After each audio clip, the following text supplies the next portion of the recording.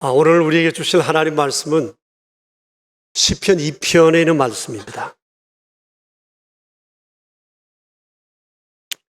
시편 2편 1절부터 12절에 있는 말씀입니다.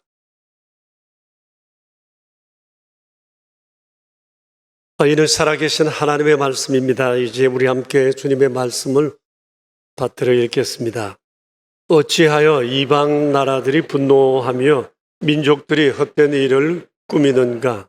세상의 군왕들이 났으며 관원들이 서로 꾀하여 여호와와 그의 기름 부음 받은 자를 대적하며 우리가 그들의 맨 것을 끊고 그의 결박을 벗어버리자 하는도다. 하늘에 계신 이가 웃으시며 주께서 그들을 비웃으시리로다.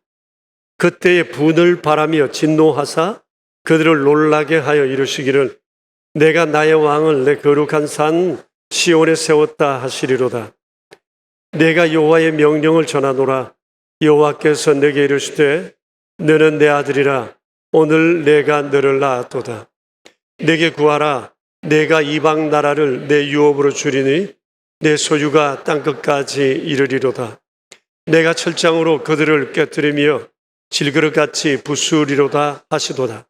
그런즉 군왕들아 너희는 지혜를 얻으며 세상의 재판관들아 너희는 교훈을 받을지어다.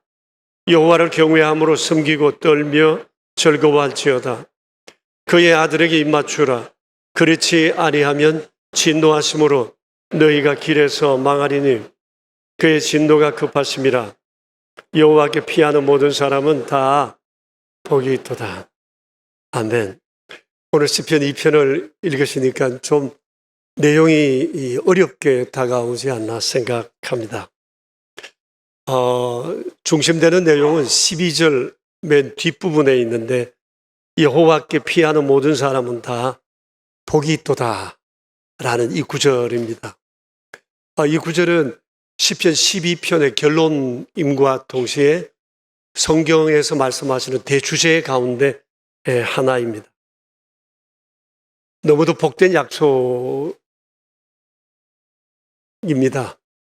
여호와께 피하는 모든 사람은 다 복이 있다라고 주께서 약속하셨습니다. 곧 여기 있는 우리를 향한 주의 약속이요. 세상의 모든 사람들이 주께 피하여 이 복을 누리기를 원하시는 주님의 초청의 말씀이라고 말할 수 있을 것입니다.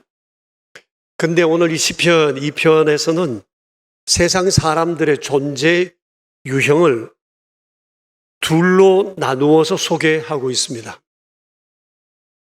하나는 여호와를 피하는 사람이고 또 다른 하나는 여호와께로 피하는 사람입니다. 비슷해 보이지만 전혀 정반대의 상황에 관한 얘기라고 할 수 있을 것입니다. 여호와를 피하는 사람이 있는가 하면 여호와께로 피하는 사람이 있습니다. 어떤 유형을 따르느냐에 따라서 삶의 질이 달라지고 인간의 운명이 바뀐다고 말할 수 있을 것입니다. 근데 여러분, 현실에서는 어느 쪽의 유형이 많을 것 같습니까? 여호와를 피하는 유형이 훨씬 많다 할 수 있을 것입니다. 비율로 따지면 한 8대2 정도이지 않을까. 크리스찬의 숫자를 2로 보았을 때 그렇다는 말씀입니다. 안타까운 것은 한 가정 안에도 이 두 유형이 상존하고 있다는 겁니다.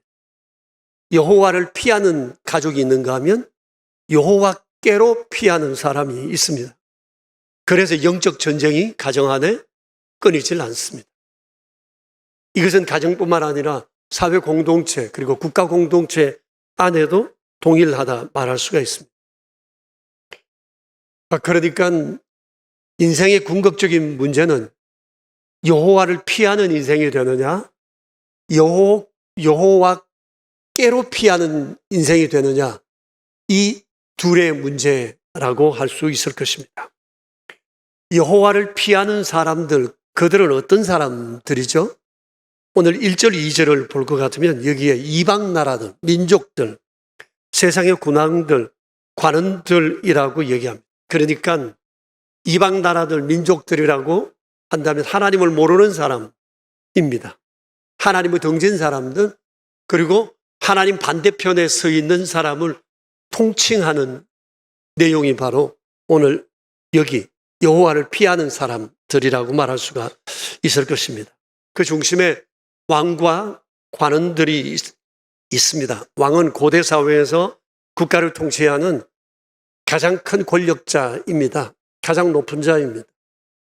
모든 것을 스스로 다스린다고 생각하는 그런 사람입니다. 관원은 아마 왕의 수종 노릇을 하는 사람일 것입니다. 이들이 함께 국가 정책을 수립하며 사회 여론을 주도해 갔을 것입니다. 그런데 여호와를 피하는 이들이 궁극적으로 목적하는 바가 있습니다. 그것을 1절에서는 1, 2절에서는 이렇게 말씀하세요. 여호와와 그의 기름 부음 받은 자 그리스도 우리 주님을 대적하는 것입니다. 주님을 대적하는 것을 사명으로 아는 것이 여호와를 피하는 사람들의 삶의 목적입니다. 1절과 2절에 이들이 주를 대적하는 것을 나타내는 동사가 몇 나옵니다. 분노하다, 헛된 일을 꾸미다, 나서다, 이거 저항한다는 뜻입니다. 그리고 서로 꾀한다는 동사를 통해서 주를 대적하는 그들의 태도가 어떤지 우리에게 보여주고 있습니다. 그래서 이들은 주님과 예수님께 대적하기 위해서 똘똘 뭉쳐서 수군거리고 음모를 꾸미고 있습니다. 그런데 그 배후에 사단이 있다라고 하는 것을 성경은 곳곳에서 말씀하고 있습니다. 하나님을 피한 사람들의 음모의 내용은 이렇습니다. 3절을 보시면 우리가 그들의 맨 것을 끊고 그의 결박을 벗어버리자고 얘기합니다. 그들은 이라고 했어요. 이 그들은 곧 하나님과 하나님의 기름 부음 받은 자 곧 그리스도 우리 주님을 의미합니다. 근데 이 여호와를 등진 이 사람들이 하는 얘기가 뭔고 하니 하나님과 하나님의 기름 부은 자 예수께서 인간을 억압하고 속박하는 분이다 라고 하는 이 여론을 만들고 하나님께 사람들로 하여금 반기를 들게 하는 것입니다. 이는 그야말로 가짜 뉴스입니다. 하나님은 한 번도 사람을 억압한 적이 없었습니다. 세상 모든 것을 지으시고 마음껏 활용하라, 월하시고 생육하고 번성하고 땅에 충만하라. 사람들에게 자유와 함께 잘 되기를 원하시는 하나님이십니다. 예수님 말씀하셨어요. 수고하고 무거운 짐진 사람들아 다 내게로 오라. 내가 너희를 쉬게 하리라고 하셨습니다. 근데 하나님과 예수님을 인간을 얽매는 분으로 결박하는 분으로 이렇게 거짓된 정보를 흘리면서 하나님으로부터 자유하는 것이 인간이 가져야 할 매우 중요한 사실이라고 하는 것을 얘기하고 있는 것입니다. 왜 그럴까요? 이들이 세상을 통치하고 싶은 욕망이 있어서입니다. 역사의 주관자이신 하나님을 그들이 이길 수 없으니까. 그런데 하나님께서 자기들의 머리 위에 있으시니까 하나님이 영 불편하고 부담스러운 거예요. 그래서 이길 수 없는 대신에 하나님에 대해서 여론전을 펴는 거죠. 하나님은 나쁜 분이라고, 인간을 얽매는 분이라고, 다양한 것을 통해서 사람을 옴짝달싹하지 못하게 만드시는 분이라고. 그래서 하나님으로부터 자유함을 입어야 된다고 얘기를 한 거죠. 정말 거짓말이죠. 그러니까 이들이 말하는 자유란 하나님을 피하는 것이고 하나님을 벗어나는 것이고 하나님을 거부하는 것이고 하나님과 상관없이 사는 것이라고 생각을 하고 있는 것입니다. 아담과 하와가 그랬습니다. 가인도 그랬습니다. 노아 시대 수많은 사람들도 그랬습니다.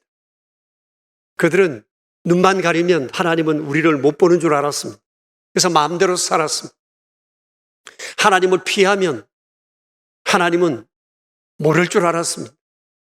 하나님을 피하기만 하면 된다고 생각을 했습니다. 그리고는 육체가 원하는 대로 내가 자유라 생각하는 삶의 방법을 쫓아 살았던 것입니다. 세월은 지나 바벨탑 현장을 여러분 기억하실 것입니다. 우리가 성곽 꼭대기를 높이사 하늘에 닿게 하여 하나님께 맞서자. 하나님의 통제를 받지 말고 우리 스스로가 우리의 삶을 친히 통제하자. 우리가 세상을 손에 쥐고 우리 마음대로 모든 일들을 해보자고 생각을 했었습니다. 그러니 인간의 역사는 에덴 동산 이후 끊임없는 하나님을 향한 반역의 역사였다고 말할 수 있습니다. 그리고 그것이 역사 속에 계속되어져 왔고 주님 다시 오시는 그날까지 이 반역의 역사는, 하나님을 향한 반역은 끊임없이 계속될 것입니다. 이를 위해서 온갖 다양한 방법들이 역사 속에 동원되어져 왔습니다. 인간이 하나님께 다스림을 받지 못하게 하기 위해서 인간의 이성과 지성과 가치 기준을 사람 중심으로 생각하고 결정하고 살기 위해 어떤 혼돈을 일으키게 되었던 겁니다. 그 몇 가지를 소개하면, 첫째는 하나님의 말씀의 절대 권위를 부정하게 한 것입니다. 에덴 동산에서 그 일이 있었잖아요. 아담과 하와가 여기에 넘어졌잖아요. 하나님은 아담과 하와에게 분명히 말씀하셨습니다. 동산에 있는 모든 실과는 다 먹되 그 가운데 있는 선악을 알게 하는 나무의 실과는 먹지 말라. 정령 죽으리라. 하나님의 말씀입니다. 근데 사단이 하와와 아담을 찾아와서 얘기합니다. 그렇지 않다. 먹는 순간 너희의 눈은 밝아질 것이고 하나님과 같게 될 것이다. 하나님의 말씀이 있음에도 불구하고 하나님의 말씀을 의심하게 한 것입니다. 그리고 자신들이 의심하는 대로 그 길을 따라가게 했던 것입니다. 이런 일들이 역사 속에 끊임없이 계속되어져 왔습니다. 인간은 하나님의 말씀을 보면서도 이것이 얼마나 이성적인가, 합리적인가, 과학적인가, 우리의 전통과 얼마나 합치되는가, 이런 것들을 생각하고 하나님의 말씀을 받아들일 것인가, 거부할 것인가를 결정합니다. 그러나 인간을 향한 하나님이 주신 신앙의 첫 걸음은 하나님의 말씀에 대한 절대 신뢰입니다. 그런데 사단은 그렇지 않다고 얘기합니다. 에덴 동산에서부터 인간은 오랫동안 거짓에 물들어 왔습니다.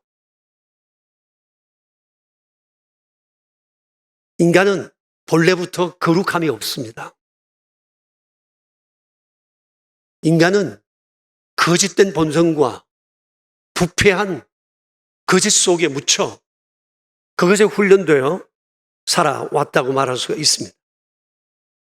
그런데 이런 거짓에 물들어 온 사람을 변화시키는 길은 하나밖에 없습니다. 그것은 하나님의 말씀입니다. 그래서 예수님께서 십자가 지시기 전날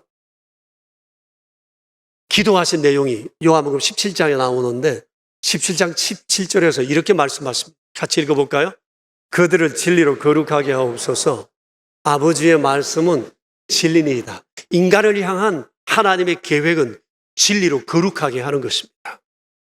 부패하고 타락하고 거짓된 인간을 거룩하게 하는 길은 오직 하나밖에 없습니다. 진리로 거룩하게 하는 것. 그걸 예수님께서는 하나님 앞에 기도하신 것입니다.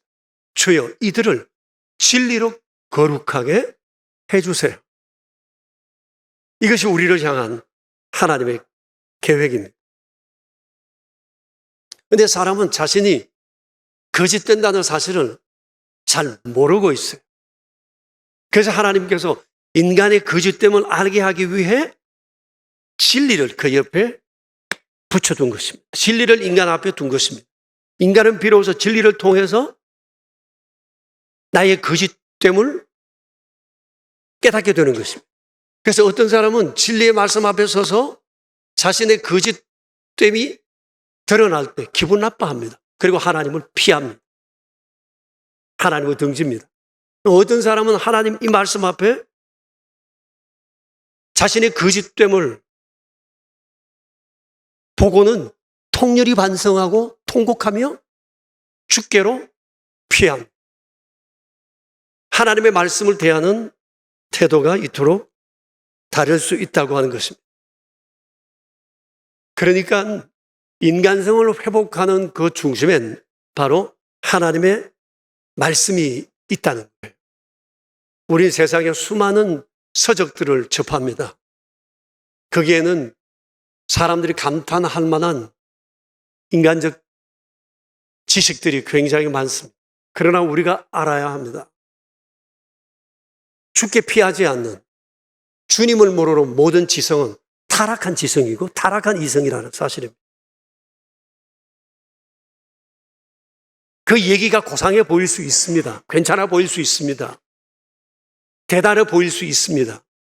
그런데 그 지성으로 말하는 그 얘기들이 자칫 선을 넘어 하나님을 대적하는 얘기일 수 있다는 사실을 우리는 염두에 두어야 할 것입니다. 그러므로 인간의 삶에 있어서 최우선 순위는 하나님의 말씀을 공급받는 것이 되어야 합니다. 왜냐하면 하나님은 하나님의 말씀을 통해서 사람을 온전하게 하고 모든 선한 일을 행할 능력을 갖추게 하려 함이라고 말씀하시기 때문입니다. 자, 근데 하나님을 피한 사람들의 괴계는 뭐예요?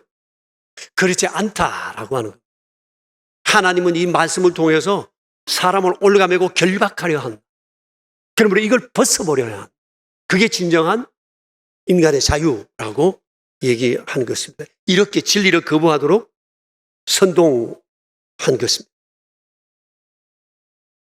여러분, 지금 이것이 에덴 동산에서부터 계속되어져 오고 있는 현상 가운데 하나입니다.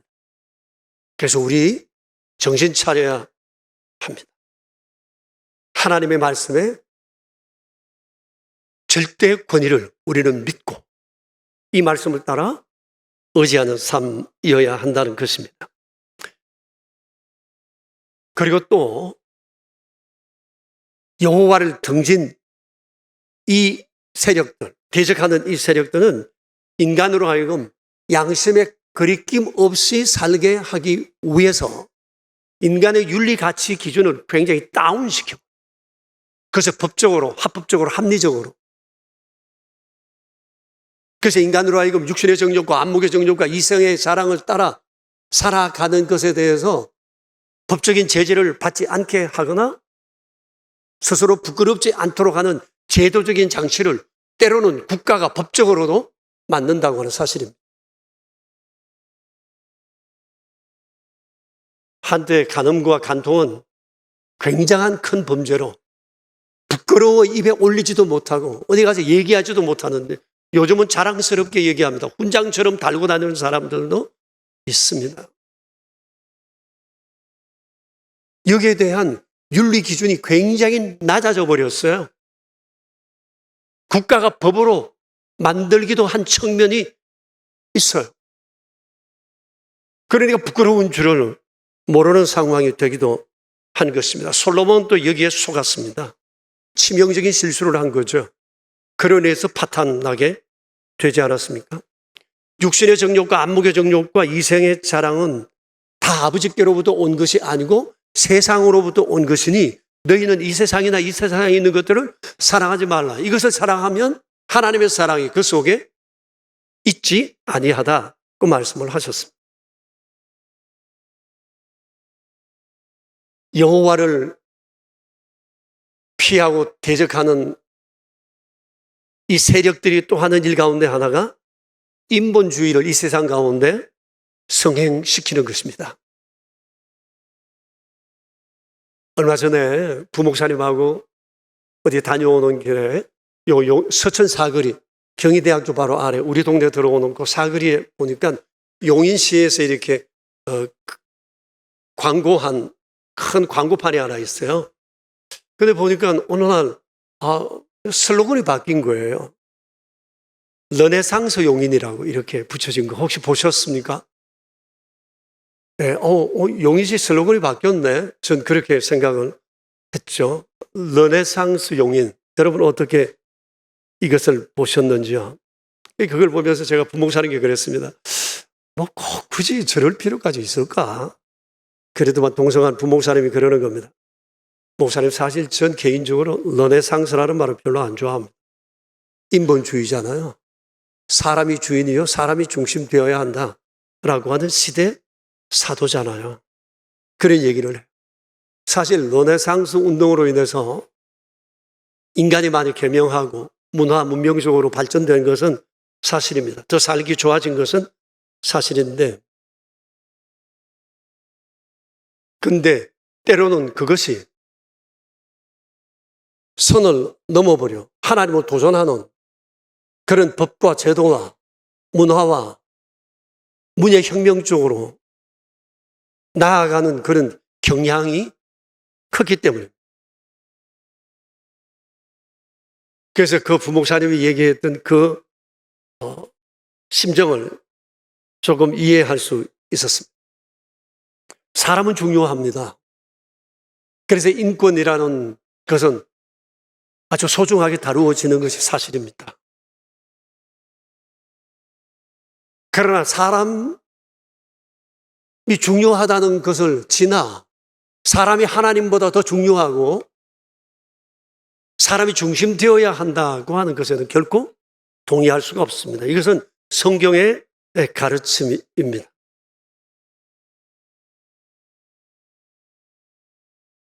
인본주의가 하나님을 두려워하는 인본주의라면 우리는 수긍할 수 있으나 나쁜 인본주의가 세상엔 많고 그것이 사람의 의식을, 이성을, 지성을 타락시키기도 한다는 사실을 우리는 잊지 말아야 할 것입니다. 또 하나님을 피한 대적하는 사람들의 또 다른 행태는 유물론적 사관입니다. 물질을 중심하고 물질을 우선하는 그 어떤 것보다도 이것을 더 중요하게 생각합니다. 인본주의와 유물사관이 비슷해 보이지만 실제로는 속성은 그렇지 않다는 것을 우리는 잘 알고 있습니다. 또 다른 하나를 말씀드린다면 국가 권력과 체제를 동원해서 하나님을 대적합니다. 이 시편 2편이 성경 여러 곳에 인용되어 있는데 특히 사도행전 4장 25절부터 28절에 이렇게 인용되어 있습니다. 거기 보면 국가 권력이 예수님을 십자가에 못 박기 위해서 동원되었다는 얘기가 나와요.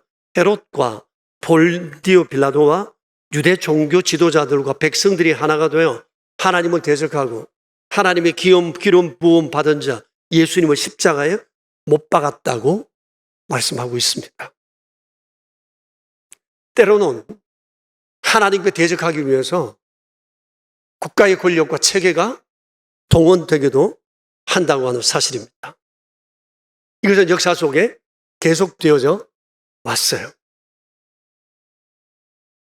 사실은 세상 사람들은 사람에 따라서 다르지만 여호와를 피한 사람들의 삶의 태도는 무조건 하나님이 싫어요. 교회가 싫고 예수 믿는 사람이 싫고 십자가가 싫어요. 성경이 싫어요. 듣고 싶은 마음이 생기지도 않아요. 전도지를 건네면 쓸데없는 것을 하고 면박을 주기도 해요.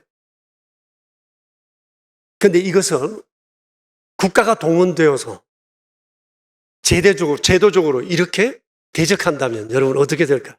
그런데 역사 속에 이런 것들이 계속되어져 왔다는 것입니다. 때로 하나님을 등진 세력들의 하나님을 대적하는 이런 태도가 마치 막강한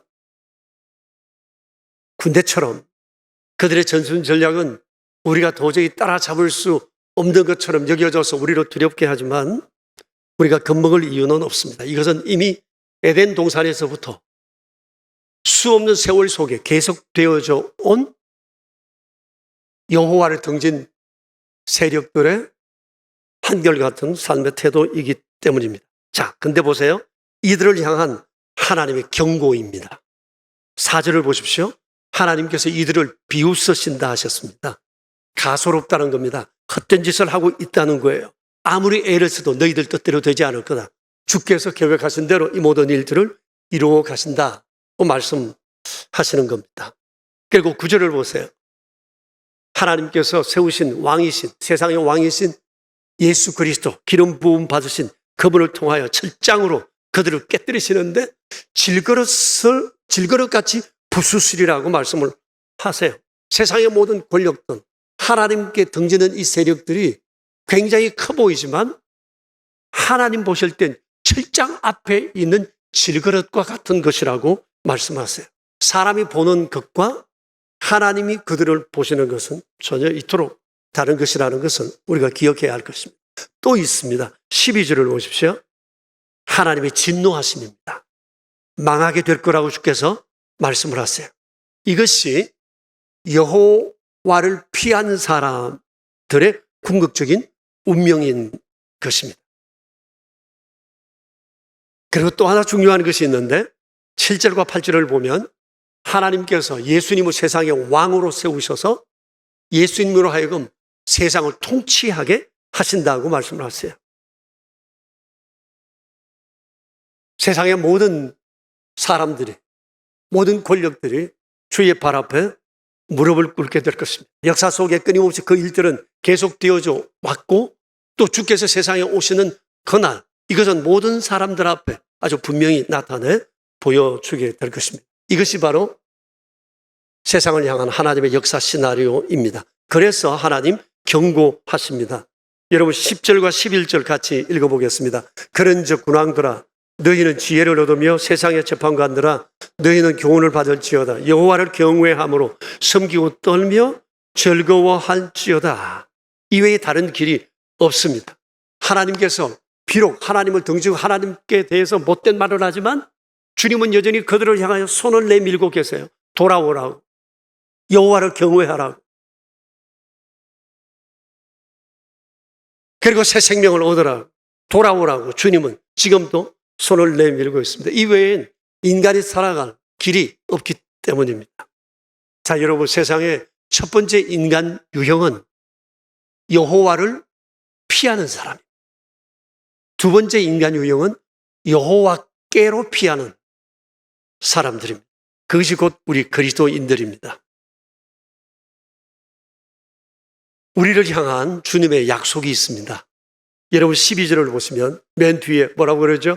오늘 설교의 주제가 뭐예요? 여호와께 피하는 모든 사람은 다 복이 있도다. 할렐루야. 주께서 우리에게 복이 있다고 말씀하세요. 너희는 복되다 하고 말씀하십니다. 우리를 향해 주께서 약속하신 복이 뭐죠? 오늘 2장에 다 나와 있어요. 그게 뭐죠? 예수님이 우리의 왕이 되신다.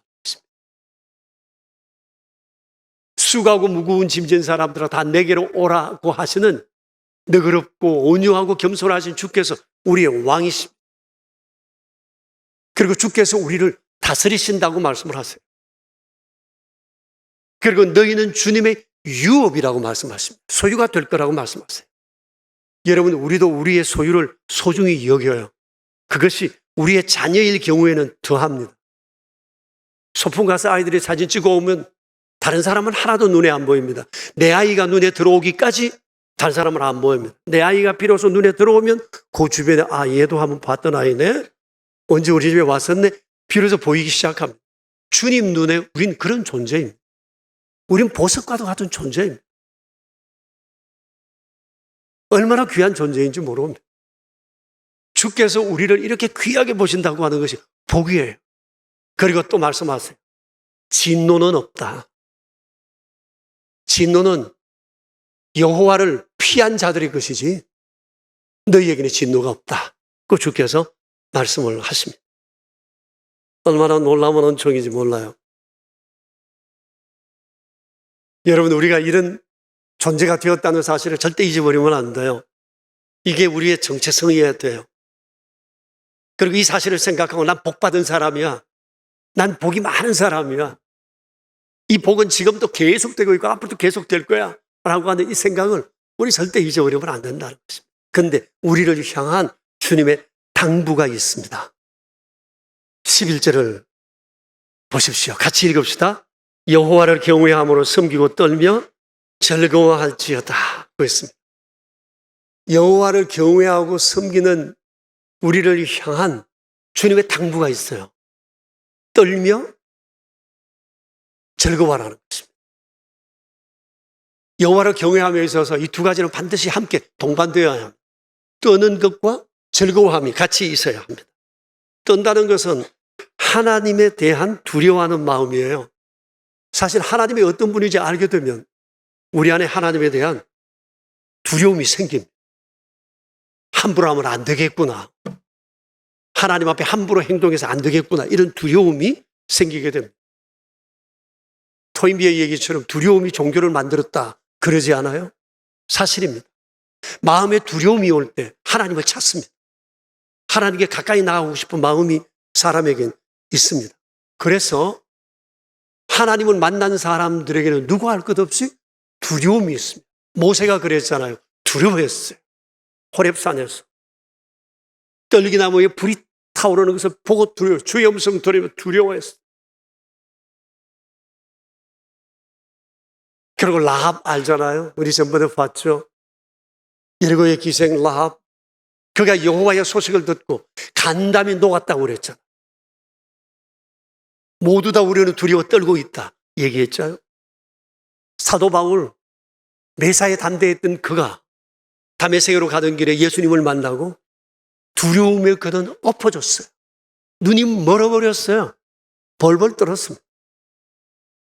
이 두려움이 우리로 하여금 주를 향한 신앙을 갖게 하고 두려움의 깊이는 곧 신앙의 깊이라고 말할 수도 있을 것입니다. 그래서 주님이 우리에게 말씀하세요. 떨라. 주님 앞에서 떨라고 말씀하세요. 주님을 예배하고 주님을 생각할 때마다 떨림이 있어야 돼요. 떨림. 우리 안에 떨림이 있어야 돼요. 잘못하면 큰일 나는 거야. 주님께 잘못하면 한 방에 훅 가는 거야. 라고 우리 떨림이 우리 안에 있어야 돼요. 근데 기독신앙은 두려움에만 머물러 있어서는 안 됩니다. 즐거움이 동반되어야 합니다. 이 즐거움은 어디서 생기죠? 주께서 나를 얼마나 사랑하시는가를 아는 순간 내 안에 즐거움이 차고 넘치게 되는 것입니다. 좀 전에 우리가 보았잖아요. 주께서 우리를 어떻게 사랑하신다고요? 우리의 왕이 되신다. 그리고 우리를 다스리신다. 그리고 우리를 소유 삼으신다. 너희에게 진노는 없을 거라. 우리 이런 약속을 했어요. 여러분 생각해 봐요. 주께서 우리를 위하여 행하신 이 놀라운 일들이 어디 이것뿐이겠어요? 굉장히 많죠. 우리가 이런 것들을 생각하면 할수록 내 안에 두려움을 넘어 즐거움이 생기죠. 기쁨이 넘치죠. 지난 주간에 친구 목사님 부부가 저희 교회를 다녀갔는데 만나자마자 너무 행복하대. 너무 기쁘대. 너무 즐겁대요. 세상에 어떤 것과도 비길 수 없는 아무것도 부럽지 않는 그런 기쁨이 우리 안에 있다고 얘기해요. 특히 사모님이 그러시더라고요. 8년 전에 이 가정에서 큰 어려움이 있었어요. 미국으로 딸아이가 결혼을 해서 갔는데 결혼한 지 8년 동안 아이가 생기지 않다가 생겼어요. 8년 만에 생겼으니 양가가 얼마나 경사가 났겠죠? 근데 아이가 조산을 했어요. 6개월 만에. 태어났는데 1.1kg. 손가락은 마치 성냥개비 크기만 하고 아이는 요만했다고 그래요. 진단 결과 의사의 얘기가 뇌 절반은 죽었고 눈은 덜 생성되었고 귀도 그러하고 모든 것들이 말 그대로 미숙 그대로였어요. 살아날 확률은 매우 적고 살아난다 할지라도 장애를 입게 될 거다.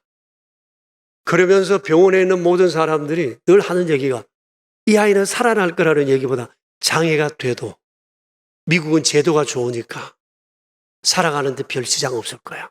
계속 이것으로 위로하는데 위로가 안 되더라는 거예요. 그래서 사모님도 날아가고 나중에 목사님도 날아가고 막 정말 온 가족이 눈물 속에 그렇게 지냈다고 그러네요. 근데 더 심각한 것은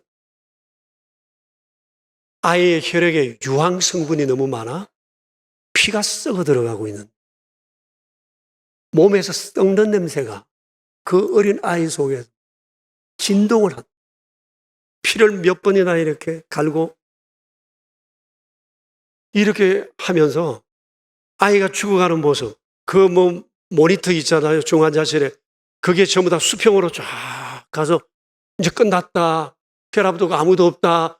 그런 상황이 되는 순간이 하루에도 몇 번이나 있었는데 죽었다가 살아나고 죽었다가 살아나고 이걸 끊임없이 반복을 하다가 6개월 만에 퇴원을 했대. 살아났대. 근데 사진을 보여주는데 얘가 초등학교 들어갔대요. 뇌 기능도 정상, 눈도 정상, 귀도 정상, 온몸이 정상이라. 너무 놀랍잖아. 근데 더 놀라운 건 입원비가 6개월 만에 24억이나. 이걸 어떻게 해요? 근데 애기 임신하고 난 다음에 아이를 위한 보험을 들었다. 좀 큰 보험을 들었나 봐. 그 사위가 왜 그래 자기가 그렇게 큰 보험을 들었는지 모르겠다고. 누가 권해서 들긴 들었는데 근데 다 보험회사에서 처리해주고 나중에 200만 원만 내고 나왔다고 그러더라고요. 그 이분들의 얘기가 이겁니다. 우리가 힘들고 어려우면 의지할 때 주밖에 없죠. 피할 때 주밖에 없죠. 주님께 살려달라고 내 목숨이라도 바꿀 수 있으면 바꾸고 싶으니 하나님이 살려달라고 정말 주님께 간곡히 매어 달렸대요. 그런데 주께서 이 아이를 통해 온 가족에게 신앙의 기쁨과 즐거움을 경험하게 하셨다. 그러니까 세상에 어떤 것도 부럽지 않대. 이 아이만 생각하면 이 아이를 통해 행하신 주님의 놀라우신 일들을 생각하면 부러운 게 하나도 없대. 너무 기뻐요. 나이가 그렇게 보이지 않더라고요, 정말. 네? 정말 기뻐하는 모습이 막 그 몸에서 막 풍겨 나는 것입니다. 여러분, 하나님 경외 신앙은 바로 떨림과 즐거움이 겸전되어야 합니다. 이것이 건전한 신앙이에요. 여호와께 피하는 사람이 가져야 할 신앙입니다. 떨림과 즐거움. 그리고 또 하나 중요한 게 있는데 12절을 보십시오. 그 아들에게 입맞추라고 말씀을 하십니다. 예수님께 입맞추라는 말씀입니다. 입맞춘다고 하는 것은 존경과 복종의 태도입니다. 예수님께서 메시아시니까 하나님께서 메시아로 세우신 것이니까 예수님께 입맞추는 것은 곧 하나님께 입맞추는 거라고. 예수님께 순종하는 것은 예수님께 결단하는 것은 곧 하나님을 향한 결단이요 순종이라고 주께 입맞추라고 말씀을 하세요. 여러분 이것이 왕 되신 하나님과 예수님을 경외하는 주의 백성들의 삶의 태도입니다. 떨림과 즐거움과 입맞춤. 자, 그렇다면 여러분 우리 자신을 한번 돌아보세요. 주를 향한 나의 태도는 어떻습니까? 떨림과 즐거움과 입맞춤이 내 안에 있습니까? 이것이 내 삶에 계속되고 있습니까? 어떻습니까? 어떠세요? 떨림만 있나요? 아니면 이것 없이 즐거움만? 어떠세요? 오늘 우리가 이것을 돌아보았으면 좋겠어요.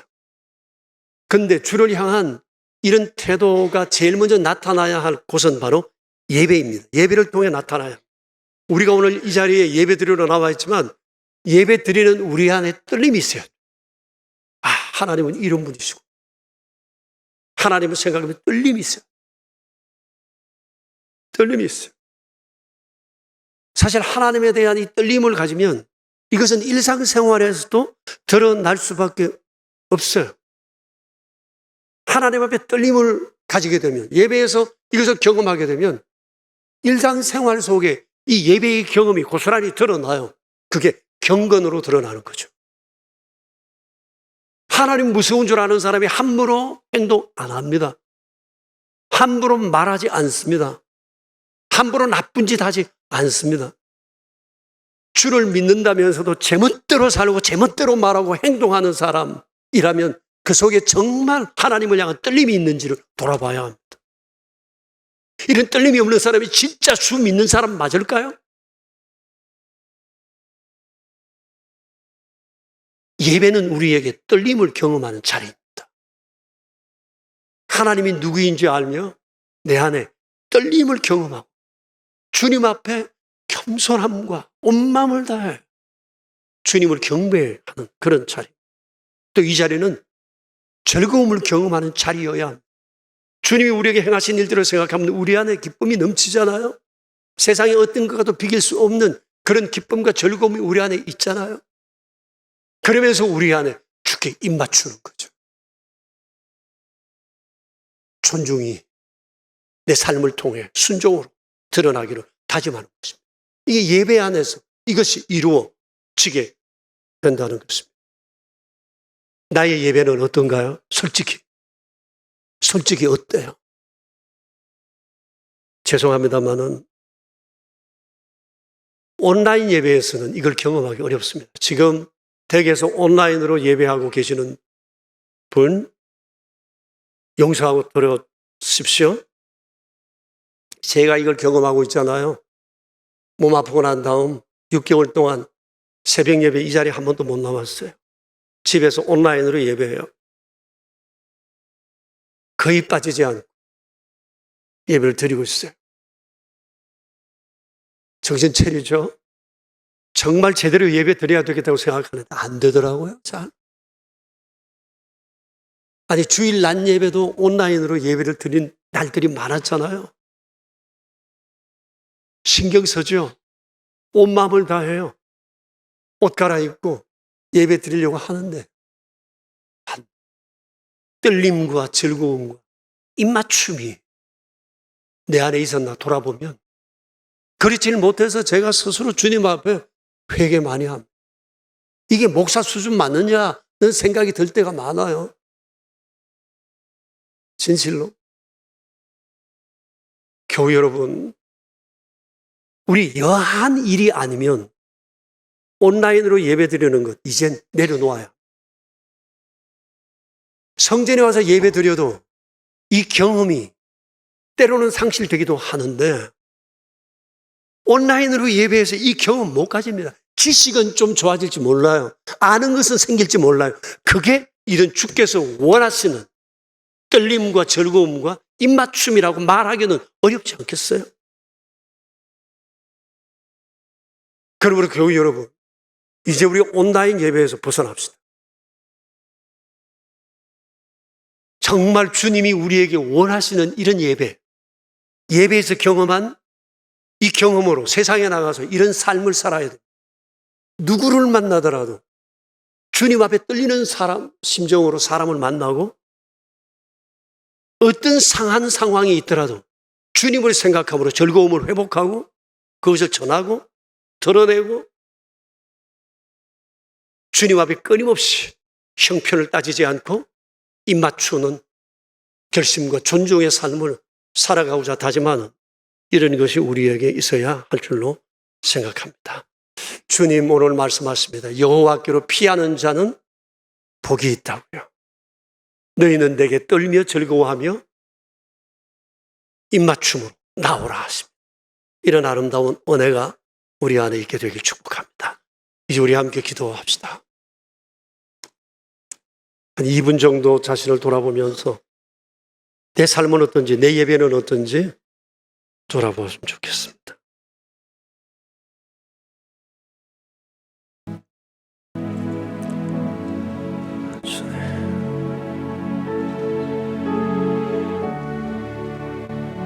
주님,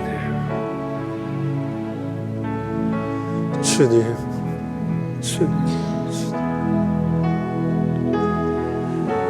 주님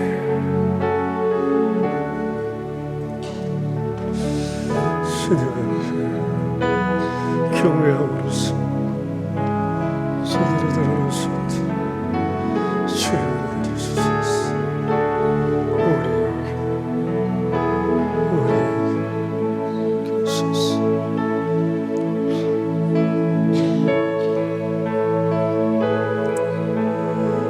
하나님 아버지, 여호와를 피하는 사람이 많은 중에서도 저희로 여호와께로 피하여 주를 섬겨 살아올 수 있게 해주셔서 감사합니다. 우리를 향하여 주께서 약속하신 이 아름다운 복들을 기억하며 주님의 당부 또한 잊지 않는 저희 되게 하여 주시옵소서. 떨며 즐거워하며 입맞춤을 쉬지 않는 아름다운 삶을 이어가게 하시고 우리가 가는 곳마다 세상이 우리를 통해 주 알게 되는 놀라운 역사들이 일어나게 하옵소서. 우리의 구세주 예수 그리스도 이름으로 기도합니다. 아멘.